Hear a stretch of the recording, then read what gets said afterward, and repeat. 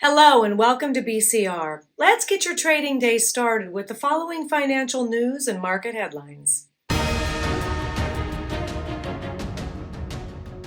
The US dollar index was slightly below 103.80 yesterday, experiencing a slight decline.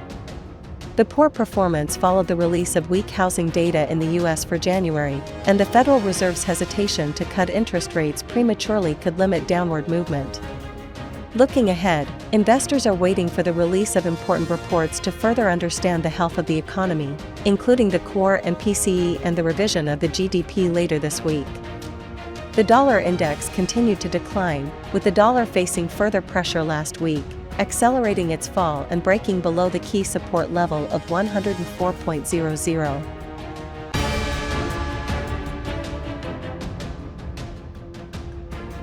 On Monday, gold prices slightly retreated after touching the 50-day moving average at $2,033.60, falling as the US dollar weakened.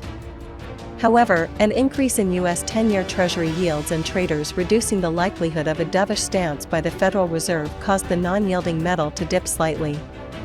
Gold traded around $2,025.60 after reaching a high of $2,037.10. In the early Asian session, gold prices were trading around $2,030. Federal Reserve officials indicated last week that they are not in a hurry to cut interest rates, leading investors to anticipate that the U.S. might not see interest rate cuts until June. Looking ahead to this week, gold traders will focus on the Q4 U.S. GDP and PCE data.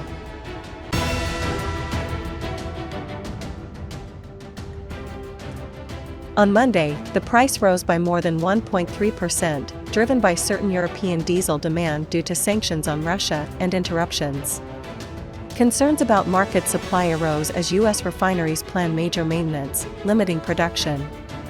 During the Asian trading session, prices hovered slightly below $76 per barrel. The downward pressure can be attributed to uncertainties in demand, which may be affected by a rise in global risk sentiment. This sentiment could encourage central banks around the world to adopt a patient stance on interest rate trajectories. This is suppressing economic activity and reducing crude oil consumption and leading to a decrease in demand. We hope you enjoyed today's market outlook. If you have any questions or topics you'd like us to cover, feel free to leave a comment. And remember to join us tomorrow morning for the freshest news and